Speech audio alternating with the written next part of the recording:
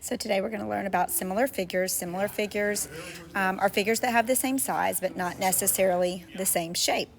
Our symbol for similar is just a little squiggly and similar to half of an equal sign, kind of. Similar figures are proportional because the ratios of the lengths of their sides are proportional. But everything's not proportional.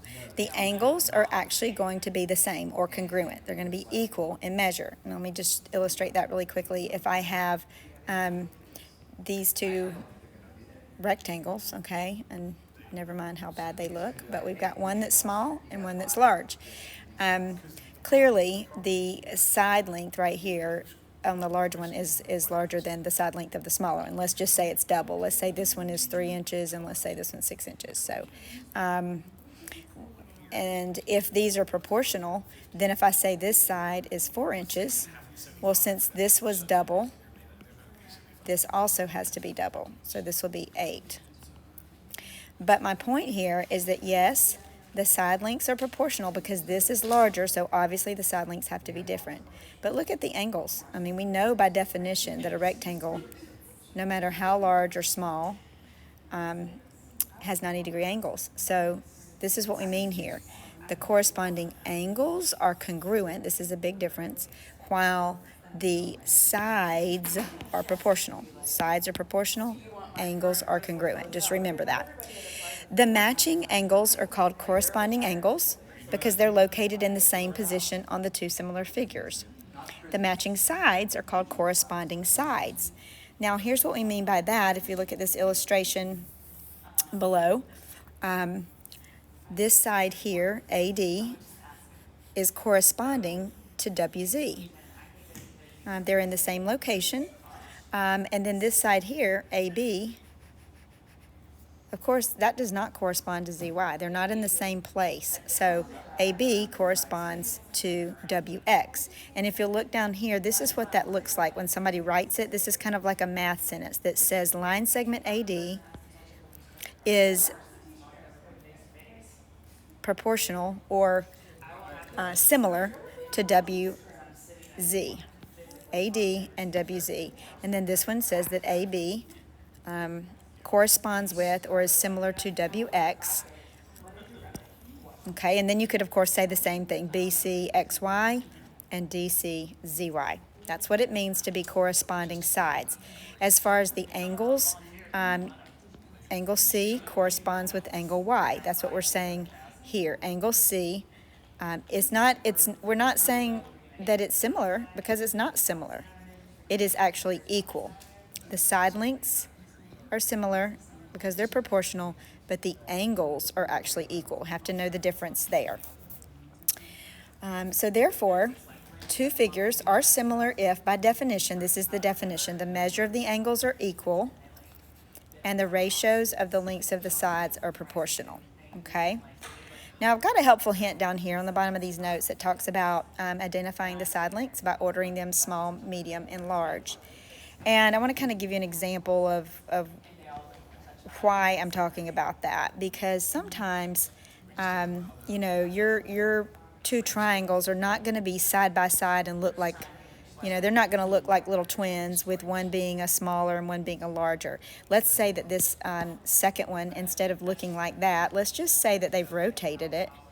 And so I'm not very good at rotating shapes, but let's say we've rotated it. So sometimes it can be a little more confusing when, if you label these sides and you're trying to figure out, does A go with D, does B go with E, and does C go with F, and you're not really sure. One way that it will help you sometimes is if they label these. Let's say that they label this as a 3, 4, 5 as the side lengths, okay? And this one over here, let's say that it's labeled as 9, 12,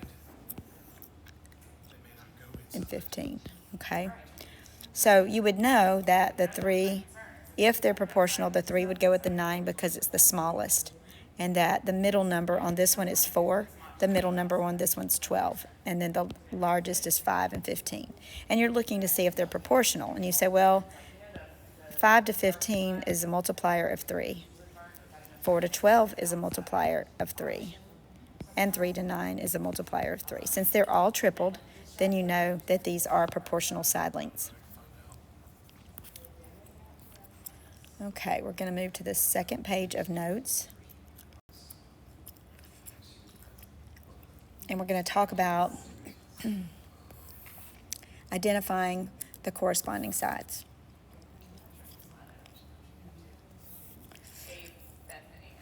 So we're looking at these two triangles here at the top. And we want to know, what does side AB correspond with? Okay, so we're looking at it, and some of them you can just look at them and tell because they look identical. So AB corresponds to XY. Sometimes they'll put the little line segment over, sometimes they won't. BC corresponds to YZ, and AC corresponds to XZ. Pretty basic when you're looking at one like that because they're not rotated and you don't have to struggle to figure it out. Same thing over here. These are really easy examples. AB is going to correspond to DE. BC is going to correspond to EF, and AC is going to correspond to DF. It's just obvious what goes with what. But then underneath this, you'll see that it asks us, do these have equivalent ratios? What we mean by that is if we take AB and we put it over DE, what is the ratio here? The length of AB is 3, DE is 6. If we do the same thing for BC over EF, the ratio would be 4 over 8. If we do the same thing for AC over DF, the ratio is 5 over 10. So we just ask ourselves, we learned this in, elementary school. Are these equivalent? Yes, because they all reduce to 1/2. These are similar because the side lengths are proportional. You can also look at it and just go, okay, clearly this is double, this is double, and this is double. So since they're all the same, we know that, yes, these are going to be similar. Then we go over to this other example here, and we're going to say JK corresponds to MN, KL corresponds to NP, and JL corresponds to MP.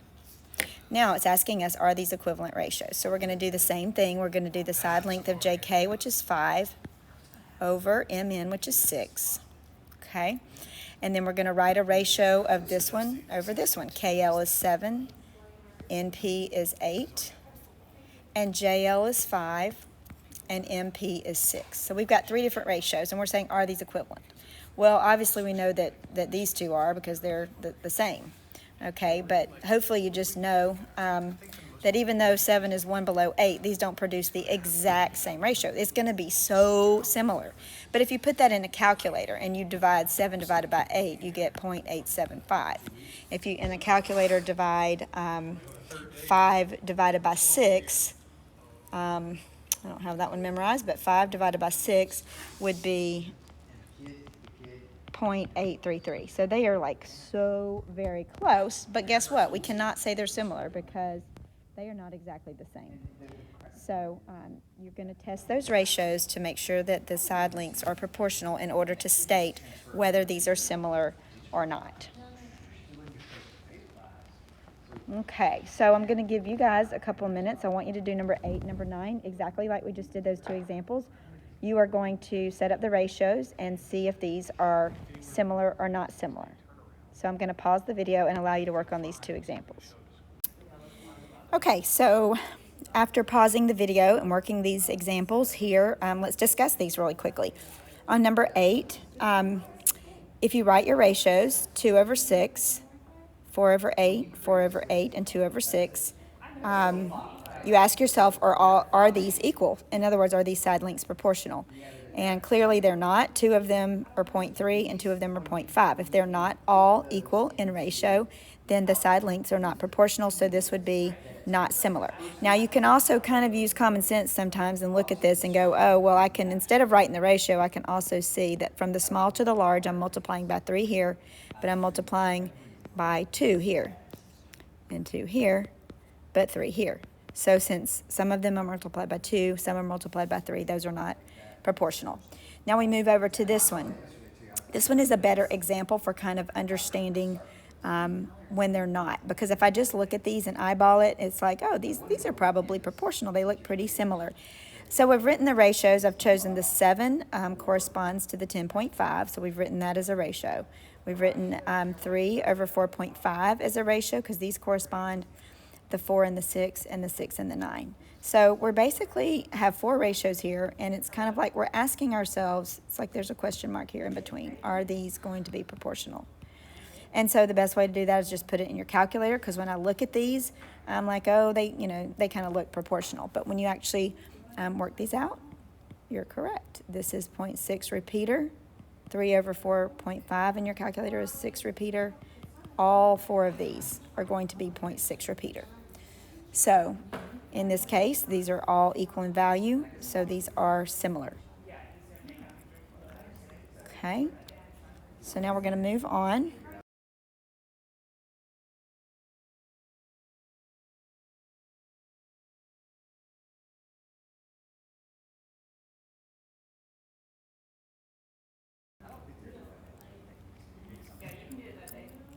And look at another example. In the example that we just did, they were just asking us, yes or no, are these similar? And that's, you set up the proportions and determine if they are proportional in order to know whether to say yes or no. This next example, however, doesn't say, are these similar? It says these are similar. You don't have to say yes or no. They're telling you that they are similar.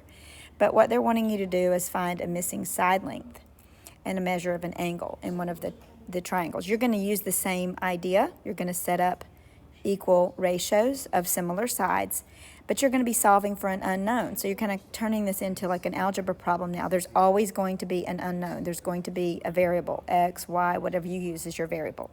So when you look at these two, we are going to have the 50 corresponds to the 100. So we can kind of think of this as the small one over the large one. 50 over 100. And then you're going to pick another side here, and notice that you have to kind of know whether to choose the 60 or the 52 to correspond to the y. And the reason I did not choose 60, it would be wrong if I chose the 60. The reason is because 60 corresponds to this 120. If it corresponds here, then it can't correspond here. So you have to be very careful to choose the correct one that corresponds to the unknown. Since this is my unknown, this is what I'm looking for. I'm looking for this side here. So I'm going to do the 52 over the y. Now also know that you cannot do the y over the 52 because you would be doing the large over the small. And remember, we have to keep in mind that we're doing small over large. Now it just becomes a proportion to solve. You guys have been doing these for a couple of years. You cross butterfly in order to solve a proportion. So you're going to get 50 times y, or 50y, equals 52 times 100, which is 5,200. And then in order to solve for y, isolate the variable by dividing. And you will get that y equals 104, okay, just like they did. So this is kind of taking it a step further. When you know that two things are similar and you're asked to find the missing side length, you set up the proportion, you're going to have a variable to solve for. So now we have some practice here for similar figures. So we're going to pause the video, and if you'll take a few minutes to do questions 1, 2, and 3, just pause the video and then come back shortly and we'll discuss questions 1, 2, and 3.